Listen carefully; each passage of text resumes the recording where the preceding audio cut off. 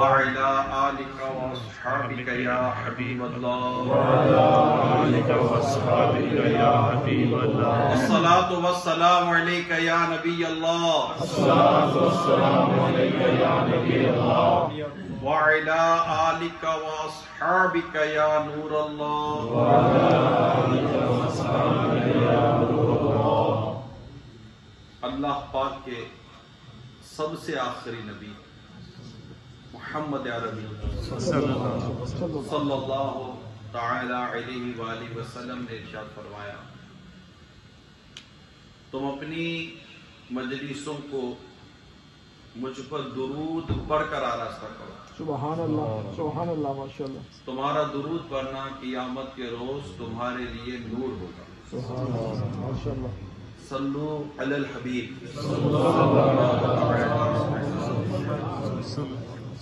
صلی اللہ علیہ وسلم حضرت سیدنا عبداللہ بن عباس رضی اللہ تعالی عنہما کی خدمت میں کچھ لوگ حاضر ہوئے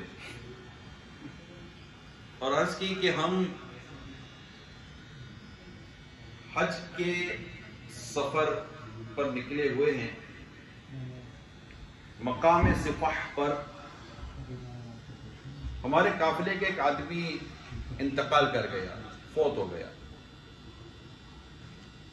ہم نے اس کے لیے جب قبر کھودی تو ایک بہت بڑا کالا سانپ اس قبر میں بیٹھا ہوا تھا اتنا بڑا تھا کہ اس نے قبر کو گھیرا ہوا تھا اسے چھوڑ کر میں دوسری قبر کھودی اس میں بھی وہی سانپ نظر آیا اب آپ کی خدمت میں یہ مسئلہ لے کر ہم حاضر ہوئے ہیں کہ اب ہم کیا کریں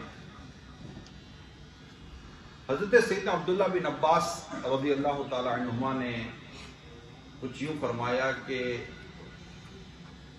یہ جو قبر میں تم سانپ دیکھ رہے ہو یہ اس کی خیانت کی سزا ہے یعنی یہ شخص خیانت کیا کرتا تھا اسے ان دونوں میں سے کسی ایک قبر میں دفن کر دو خدا کی قسم اگر اس دنیا کی ساری زمین کو بھی تم کھود لو جب بھی ہر جگہ تمہیں یہی صورت نظر آئے گی کہ تمہیں یہ سانپ اس کو نظر آئے گا وہ عذاب کا سانپ تھا خیر لوگوں نے اسی سانپ بھری قبر میں اس کو دفنا دیا واپس آ کر اس کا سامان اس کے گھر میں دیا گیا یاد رکھیے یہ حج ٹرپ پر جا رہے تھے یہ کہاں جا رہے تھے حج پہ جا رہے تھے واپس آ کر گھر والوں کو اس کا سامان دیا اور اس کی بیوہ سے اس کے برے اعمال کے تعلق سے کچھ معلومات حاصل ہوئی تو بتایا کہ یہ کھانا بیچتا تھا اور اس میں خیانت کرتا تھا کہ اس طرح کہ اس میں سے اپنے گھر کے لیے کچھ نکال لیتا پھر کمی پوری کرنے کے لیے اس میں اتنی ہی ملاوٹ کیا کرتا تھا یہ اس کے اس خیانت کی سزا تھی جو آپ نے ابھی سنی ہے اللہ پاک ہم سب کو عذاب قبر سے محفوظ فرمائے اس طرح مختلف اعمال یعنی مختلف گناہوں کے عذابات یہ دکھائے جاتے ہیں ایک سوال کیا گیا ہمارے علماء سے کہ کیا بات ہے کہ مسلمانوں کی قبر میں ہونے والے عذابات تو دکھائے جاتے ہیں کتابیں بھری ہوئی ہیں اس سے لیکن کسی غیر مسلم کی قبر کا عذاب نہیں دکھایا جاتا مسلمان کی قبر کا عذاب کیوں دکھایا جاتا ہے ہمارے علماء فرماتے ہیں کہ غیر مسلم کی قبر میں عذاب ہونے پر شک کس کو ہے مسلمان کی قبر کا عذاب دکھایا جاتا ہے تاکہ مسلمان اسے عبرت حاصل کرے کہ ایسا نہ ہو کہ کسی گناہ کی وجہ سے میری قبر میں بھی عذاب آ جائے۔ مجھے ایک بات آپ سے خیانت کی کرنی ہے، لیکن ایک بات ذہن میں آتی ہے کہ جس شخص کا یہ ذکر کیا جا رہا ہے اس کے بارے میں بیان کیا کہ یہ خیانت کرتا تھا، ملاوٹ کرتا تھا، اور اس کا یہ عذاب ہمارے سامنے لایا گیا۔ مگر یہ ضروری تو نہیں ہے نا کہ صرف خیانت کرنے والے ہی کی قبر کا عذاب اس کو سامنا کرنا پڑے۔ ڈرنے کی بات یہ ہے کہ عذاب قبر ہوتا ہے اللہ کی ناراضگی کی وجہ سے، اس میں تو کوئی دو رائے نہیں۔ اللہ جس سے ناراض ہوگا اسی کو قبر میں عذاب دے گا، یہ تو طے ہے۔ اب اللہ پاک کس عمل سے ناراض ہو جائے اور عذاب قبر دے دے، یہ آپ اور میں نہیں جانتے کہ جو عذاب قبر سے بچنے کی ذہن رکھتا ہے کہ مجھے عذاب قبر سے بچنا ہے، عذاب قبر یہ حق ہے، ٹھیک ہے، عذاب قبر یہ حق ہے، اور جو چاہتا ہے اس کو چاہنا چاہیے کہ میں عذاب قبر سے بچوں، تو اس کو چاہیے کہ اپنے رب کو ناراض کرنے سے بچے۔ اللہ اکبر۔ خیانت ایک گناہ ہے، حرام ہے، لیکن ہمارے یہاں صرف خیانت ہی تو نہیں ہے۔ اچھا یہ بھی ہو سکتا ہے کہ یہ صرف خیانت کرتا ہو، ایسا بھی تو بندہ ہے کہ جو خیانت بھی کرتا ہے، شراب بھی پیتا ہے، جوا بھی کھیلتا ہے، زنا بھی کرتا ہے، نماز بھی قضا کرتا ہے، گانے بھی سنتا ہے، فلمیں ڈرامے بھی دیکھتا ہے، بے پردگی کرتا ہے، بے شرمی کرتا ہے، بے حیائی کرتا ہے، بے غیرتی کرتا ہے، ہزار قسم کی گناہ کرتا ہے۔ ایک گناہ کرنے پر بھی اللہ پکڑ لے، ذرا بندہ سوچے کہ ہزاروں گناہ کر کے جب بندہ قبر میں جائے گا تو اس کا حال کیا ہوگا۔ اللہ پاک ہم سب کو عذاب قبر سے بچائے، اللہ پاک ہم سب کو عذاب قبر سے بچائے۔ دعا ہے نا، اللہم انی اعوذ بک من فتنۃ النساء وعذاب القبر، یا اللہ میں تیری پناہ مانگتا ہوں عورت کے فتنے اور قبر کے عذاب سے۔ تو اپنے آپ کو ہمیشہ اللہ پاک سے دعا کرتا رہے کہ یا اللہ مجھے عذاب قبر سے بچا، مجھے بری موت سے بچا۔ اب یہ کہ بری موت، اب دیکھیں لوگوں کو پتا چلا کہ یہ آدمی حالانکہ حج پہ جا رہا تھا، میرے پیارے اسلام بھائی، میں دوبارہ بتا دوں، اپنے تو بڑے ہار وار پہن کر، مگر اللہ پاک کے نزدیک وہ بندہ کیسا ہے وہ اللہ جانتا ہے۔ ہر شخص کو اپنے اعمال کا جائزہ لینا چاہیے، ہر شخص کو اپنے اعمال کا جائزہ لینا چاہیے۔ یہ کبھی بھی مطلب یہ غلط فہمی سے نکل جائیں کہ میں گناہ کر رہا ہوں مجھے کچھ نہیں ہوگا، بے وقوفوں والی بات ہے۔ ارے یہ ایکشن کا ریئیکشن تو ہے نا، دیوار پہ سر مار کے کوئی بولے لگے گا نہیں، آپ اس کو پاگل کے سوا کیا نام دیں گے؟ کیچڑ میں چلنے والا بولے چھینٹا اڑے گا نہیں، آپ اس کو کیا نام دیں گے؟ پانی میں ڈبکی لگانے والا بولے میں بھیگوں گا نہیں، آپ اس کو کوئی تو نام دو گے؟ گناہ کرنے والا سوچے کہ مجھے کوئی نقصان ہوگا نہیں، اس کو بھی تو کوئی نام دو گے؟ تو رب کی نافرمانی کرے، تو بولے مجھے کچھ ہوگا نہیں۔ سوال یہ پیدا ہوتا ہے، یار ہمارے سامنے تو کئی گناہ کر رہے ہوتے ہیں، ان کو تو کچھ بھی نہیں ہو رہا ہوتا، ابھی اس کو موت آئی نہیں ہے۔ اللہ پاک کی ایک صفت ہے حلیم، اللہ پاک کی ایک صفت ہے حلیم، وہ حلم والا ہے، یعنی وہ مہلت دیتا ہے اپنے بندے کو، ایک بندے مان جا بعد آ جا، یہ اس کی شان کریمی ہے کہ جب بندہ گناہ کرتا ہے تو گناہ کرتے ہی وہ اس کی پکڑ نہیں فرماتا، اسے مہلت دیتا ہے، بندہ آ جا، مان جا مان جا۔ تو یہ اللہ پاک نے جو مہلت دی نا ہمیں، ہم اس کو غنیمت جانے، جب وہ پکڑتا ہے تو اس سے کوئی چھوڑا نہیں سکتا، اللہ کی پکڑ شدید ہے، وہ پکڑے کو چھوڑا نہیں سکتا۔ پھر بندہ کہے کہ یار ہو تو رہے گناہ، میری تو کوئی پکڑ نہیں ہو رہی ہے، ہلکی پھلکی پکڑ بھی نظر نہیں آ رہی ہے، اچھے خاصا مال آ رہا ہے، گاڑی آ رہی ہے، پیسہ آ رہا ہے، غریب آیا تھا امیر ہو گیا ہوں، خوب نوٹیں چھاپ رہا ہوں، دوست یار بھی ہے، گھومتا پھرتا ہوں، ٹور بھی لگا لیتا ہوں، یہ سارے کام تو کر لیتا ہوں، تجھے نماز کی توفیق مل رہی ہے؟ نہیں۔ کیا سزا چاہتا ہے؟ اللہ پاک نے تجھ سے نماز کی توفیق چھینی ہے، تجھے یاد نہیں آ رہا؟ بنی اسرائیل کا ایک شخص تھا، اس کو بڑے مطلب کہ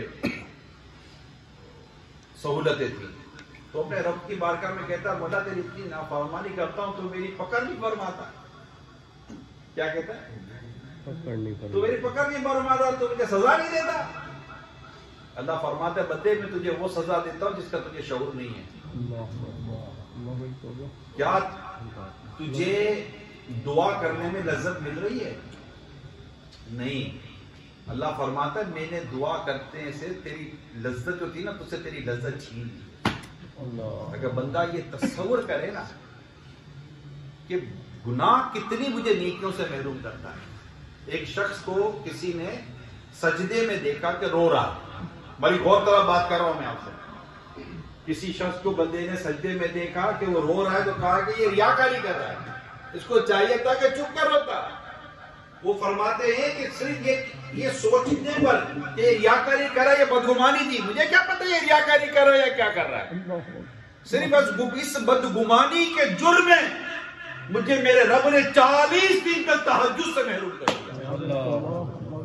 مجھ سے تہجد کی توفیق سلب فرما لی میرے رب نے۔ بندہ کہتا ہے یار میری پکڑ کہاں ہو رہی ہے؟ تجھ سے تلاوت کی توفیق چھین لی گئی، تجھے کوئی پتا ہے؟ تجھ سے عبادت کی توفیق چھین لی گئی، تجھے کوئی پتا ہے؟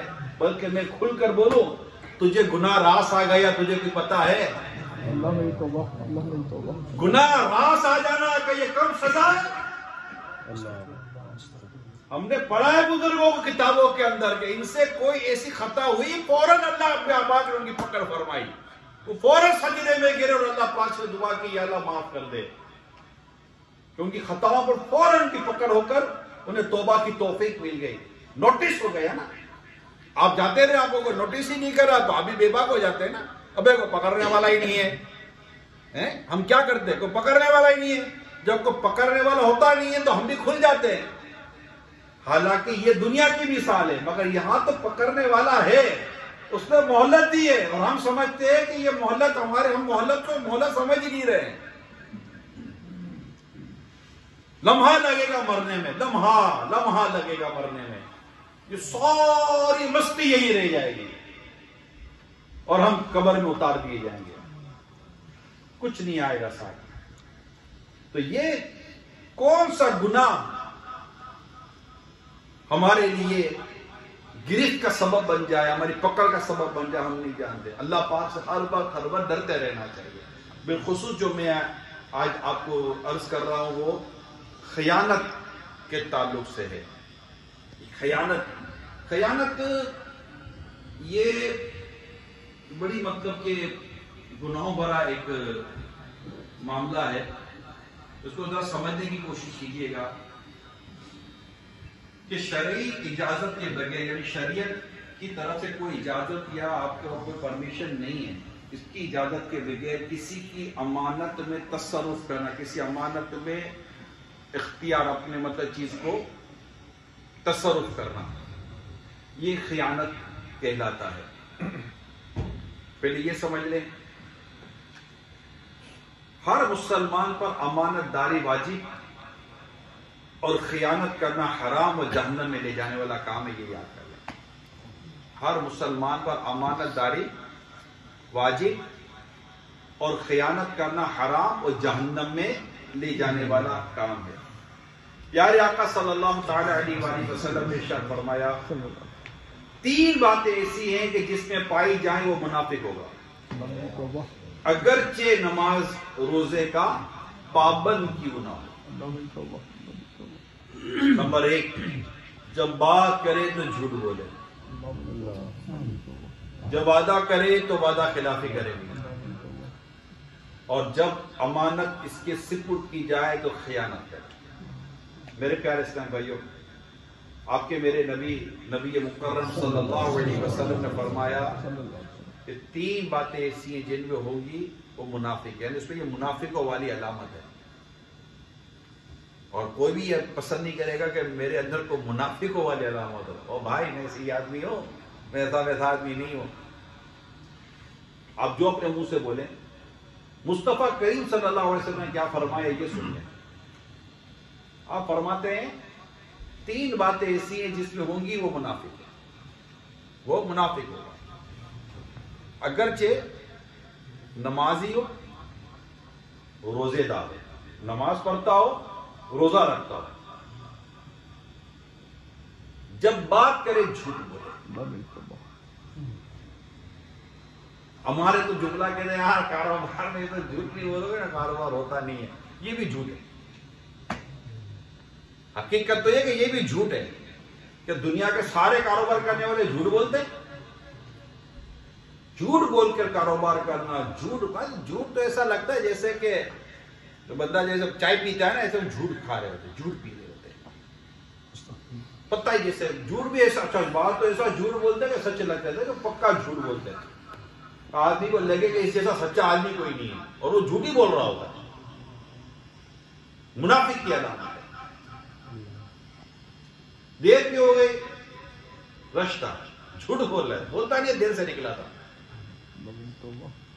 بولتے دیر سے نکلا تھا. مال بیچیں گے جھوٹ بولے گا. بھائی یہ دیکھ لو، چلو مارکیٹ گھوم لو. ارے بھائی اتنے میں پڑی نہیں ہے، حالانکہ اس کو پڑی ہے. نفع کھانے میں جھوٹ بولیں گے، مال بیچنے میں جھوٹ بولیں گے، کوالٹی بتانے میں جھوٹ بولیں گے. اللہ کی پناہ پتہ نہیں کیا. ارے کمال کی بات ہے کہ تجھے جھوٹ پر بھروسہ ہے، تیرے رب پر بھروسہ نہیں ہے. تو سمجھتا ہے جھوٹ بولوں گا تو کام ہو جائے گا. تیرے رب پر بھروسہ کر، کام ہو جائے گا. اللہ پر اعتماد کر، توکل کر، اللہ پر بھروسہ کر. جھوٹ بول کر مال بیچ رہا ہے. آج دیکھیے ایک تعداد ہے جو کما تو رہی ہے، برکت نہیں ہے. ایک تعداد ہے کما رہی ہے، برکت نہیں ہے. برکت کہاں سے آئے گی؟ جب جھوٹ بولو گے تو برکت چلی جاتی ہے. مال بک جائے گا، برکت چلی جائے گی. برکت کا فارمولا سمجھیے، یہ پانی ہے. میں پانی کو اتنا سا نکالتا ہوں، ٹھیک ہے؟ پیاس لگی ہے، یہ اتنا سارا پانی، یہ اتنا سا پانی. اللہ پاک برکت دے گا تو اتنا سا پانی میری پیاس بجھا دیتا ہے. اور اگر اللہ برکت چھین لینا تو یہ سارا پانی بھی میری پیاس نہیں بجھا سکتا. یہ بات مثال دے کر سمجھائیے میں نے آپ کو کہ اگر اللہ مال میں برکت دینا تو تھوڑا سا مال بھی ضرورتوں کو پورا کرنے کے لیے کافی ہے. اور اگر اللہ پاک برکت چھین لینا تو خزانوں کے خزانے جمع کر لو، پھر بھی بندہ کہتا ہے زہر کھانے کو روپیہ نہیں ہے. او بھیا تجھے زہر کھانے کا بولا کس نے؟ تو ایماندار بن جا، نیک بن جا، تو زہر کیوں کھا رہا ہے؟ زہر کھانے کو روپیہ، کس نے بولا زہر کھا لے؟ اللہ پاک برکت چھین دیتا ہے. ہم علاج کراتے شفا نہیں ملتی. ہمارے بڑے بزرگ بیٹھے ہوئے کافی 70 سال سے پہلے کی اگر زندگی دیکھیں، بلکہ میں کہہ رہا ہوں 60-70 سال پہلے، 50 سال پہلے بھی چلے جائیں کہ زندگی دیکھیں تو ہم سنتے تھے ہمارے بڑوں سے، ایک انڈا بناؤ تو 4 آدمی کھا لیتے تھے، اور 4 انڈے بناؤ ایک بھی نہیں کھاتا، اور لاؤ. غذا میں برکت چلی گئی، مال میں برکت چلی گئی، سانسوں میں برکت چلی گئی. ابے یار صبح ہوئی شاموں کے وقت کا پتہ ہی نہیں چلا، برکت چلی گئی ہے. اس تصور کو سمجھیے. آپ کو ایک امام صاحب ہے جو صحیح امام صاحب ہیں، ان کی تنخواہ کم ہوتی ہے، مگر یقین مانے یہ کئی دفعہ کتنے امیروں سے خوش ہوتا ہے. ہماری بھی سمجھ میں نہیں آتا یار امام صاحب آپ پورا کیسے کرتے ہو جاتا ہے. اور جو کروڑ پتی آدمی پوچھ رہا ہوتا ہے پورا کیسے کرتے ہو جاتا ہے، وہ بولتا ہے امام صاحب میرا تو پورا نہیں ہوتا. امام صاحب اگر حلال طریقے سے، جائز طریقے سے اپنی پوری امامت کر کے، اگرچہ کم تنخواہ ملتی ہے جبکہ نہیں ملنی چاہیے، امام صاحب کو اچھی تنخواہ ملنی چاہیے، بہت اچھی تنخواہ ملنی چاہیے. لیکن پھر بھی آپ دیکھیے کہ وہ اللہ پاک کے لیے کام کر رہا ہے، اللہ پاک اس کے کم آمدنی میں بھی برکت عطا فرما دیتا ہے۔ سبحان اللہ، سبحان اللہ، سبحان اللہ۔ تکلیف اس کو بھی ہوتی ہے، ایسا نہیں اس کو تکلیف نہیں ہوتی،